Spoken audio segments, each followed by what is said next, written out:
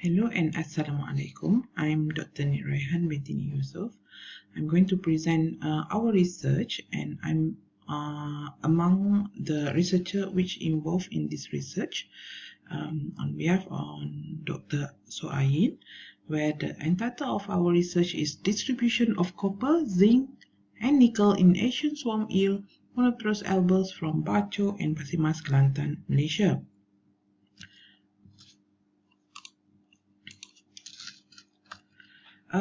As we know, pollution is an ongoing issue and is bring a great concern toward our society. And in Malaysia, heavy metal pollution will focus mostly in marine and less in freshwater and very few in terrestrial ecosystem. And as we know, agriculture is among the leading sector which contributed to our economic Malaysia growth. And basically, there are many studies which studied on heavy metal pollution in agricultural land, which been conducted, for example, at Cameron Highland, Pahang, Kedah, and Penang. However, there's very less studies which related on the rice paddy field. As we know, rice paddies in Kelantan is under Kemubu Agriculture Department Authority, which is we call it as Kemubu, and it's one of our staple food and very good in our diet, where there are 4 seasons involved in cultivating our rice paddies. There were plowing, seedling season, growing, and harvesting season.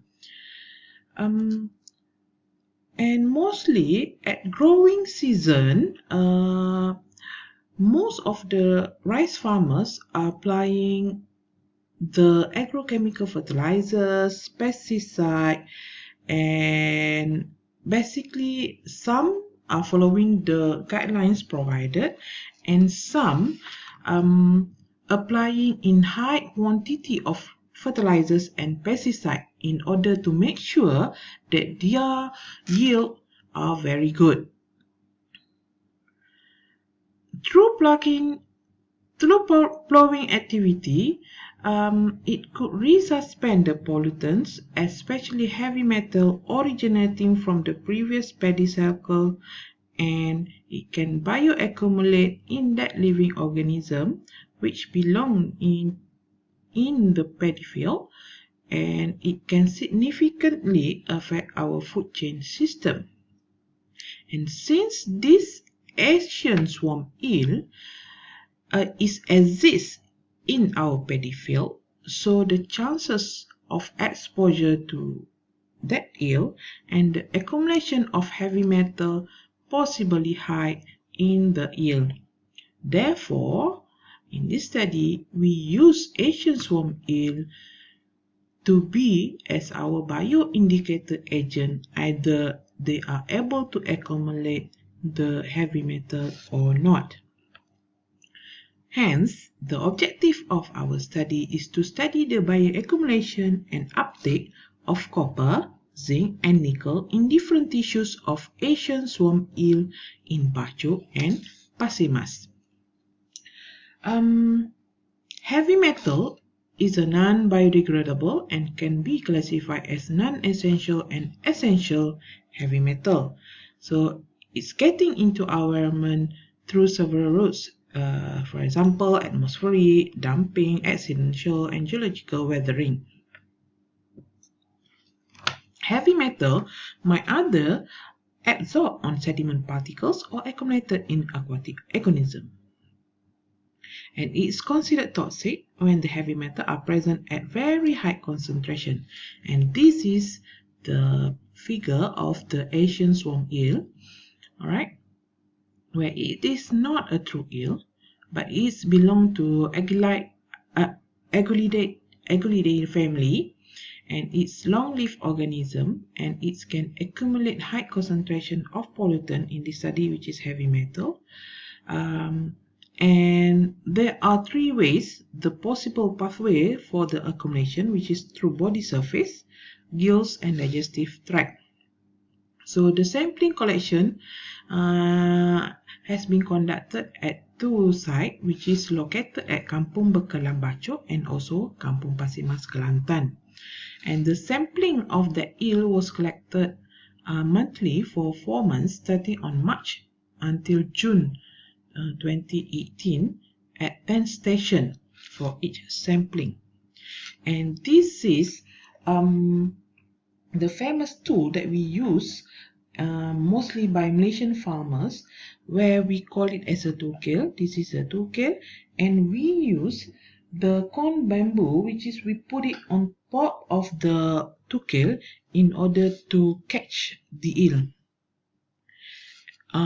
Besides eel, we also collect the water sample using the polypropylene bottle, and after that we directly filtered and acidified with HCl in order to reduce the microbial activity and to preserve the trace metal. And it's been chilled under 4 degrees C and later tested for heavy metal analysis. This is the method for the heavy metal analysis, where we use flame atomic absorption spectrophotometer to determine the heavy metal content in the water sample, and also digestion method for the heavy metal analysis that contain in the eel's tissue. And the result is based on the ANOVA, and based on the result and discussion, this is heavy metal distribution of the heavy metal copper, zinc, nickel throughout the month, where excuse me, where when we distribute into the selected organ, there are 1, 2, 3, 4, 5 kidney, gills, liver, skin, and muscle. It shows that zinc was found highly bioaccumulate in the tissues than copper and nickel for Bachok and Pasir Mas respectively. However, zinc displayed significantly different among the tissues studied from Bachok and Pasir Mas, except for skin and muscle. Zinc concentration in liver for collected eel from Bachok was 309.44 microgram per gram, whereas for Pasir Mas 362.73 microgram per gram.